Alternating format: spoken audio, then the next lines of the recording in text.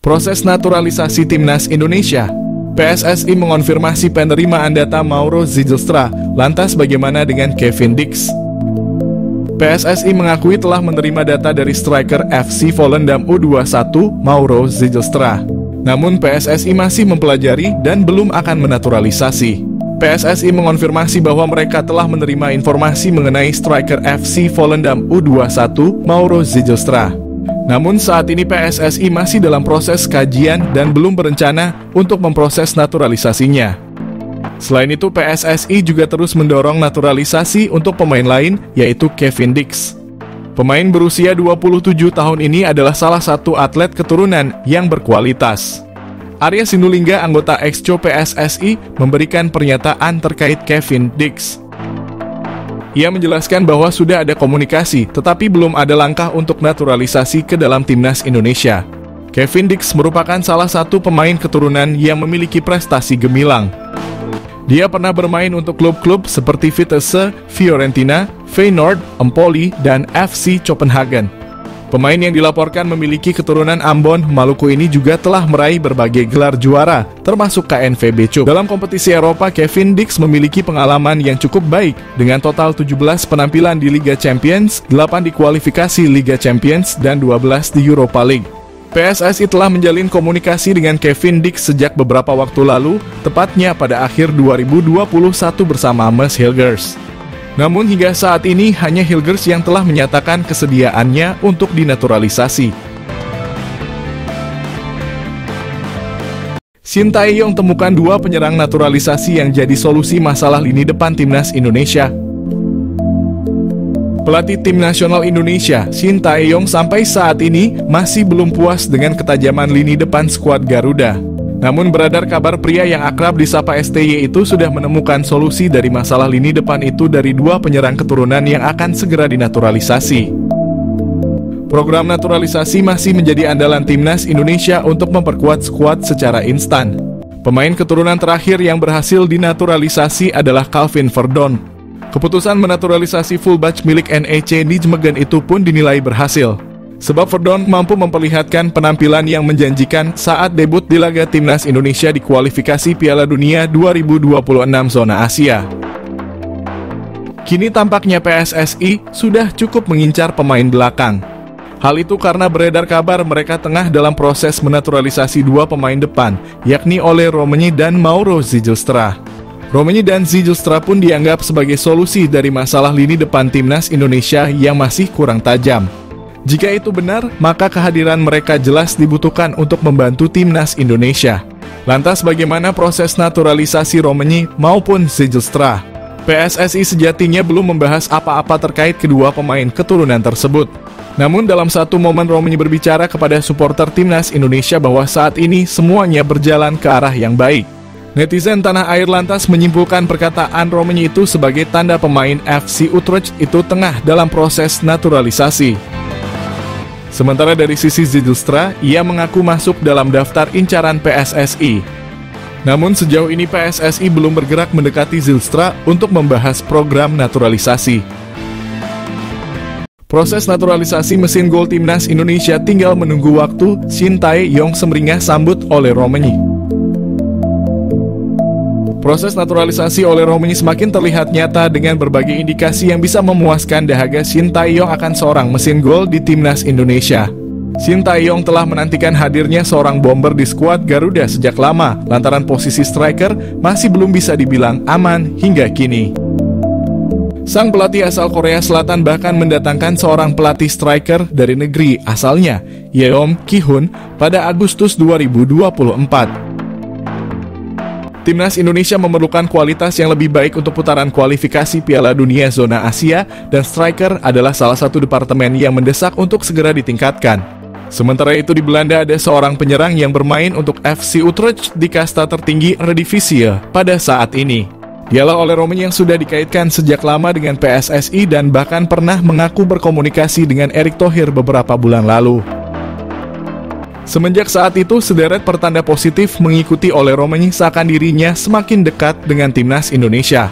Pada awal Agustus ini, FC Utrecht menjalani laga uji coba kontra Venezia, tim asal Italia yang dibela oleh pemain timnas Indonesia Jay Itzes. Di sela-sela laga tersebut, Romani terlihat foto bareng bersama dua penggawa timnas Indonesia, Jay Itzes dan Ivar Jenner, yang merupakan rekan setimnya di FC Utrecht. Kemudian pertanda semakin kuat karena akun Instagram Romani telah di-follow oleh Erick Thohir. Untuk semakin memperkuatnya, Romani juga mengikuti Vardy Bachedim, agen yang sering bekerja sama dengan PSSI perihal mengurusi naturalisasi pemain keturunan, terutama yang tinggal di Belanda. Berbagai pertanda semakin mengindikasikan bahwa Ole Romani akan menjadi pemain naturalisasi timnas Indonesia yang berikutnya. Tentu hal ini dinantikan oleh Shin Tae-yong yang sudah lama mendambakan kehadiran seorang mesin gol di skuad timnas Indonesia.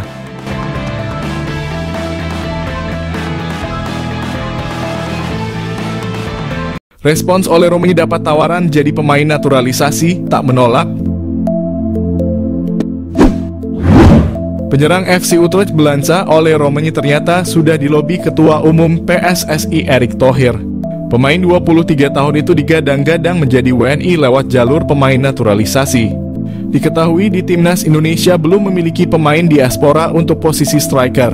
Timnas Indonesia saat ini memang membutuhkan tambahan amunisi lagi.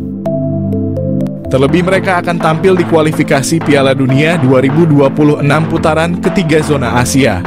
Pada September mendatang, Indonesia akan bertemu tim kuat seperti Arab Saudi dan Jepang. Karenanya, skuad Garuda butuh tenaga tambahan. Salah satu pemain yang digadang-gadang adalah Ole Romani. Namun rupanya masih panggang jauh dari api. Garuda sepertinya sulit mendapatkan Ole Romani. Ia memilih tidak mengikuti jejak pemain naturalisasi lainnya. Ole mengaku sudah dihubungi Ketua Umum PSSI Erick Thohir. Saat dihubungi dan berkomunikasi, dirinya didampingi agen. Ole tidak secara tegas menolak tawaran. Namun menurutnya saat ini bukan waktu yang tepat. Pernah tolak naturalisasi timnas Indonesia, pemain Belanda ini resmi gabung Madura United. Masih ingat dengan Jordi Wehrman? Dia adalah pemain keturunan yang sempat menolak timnas Indonesia.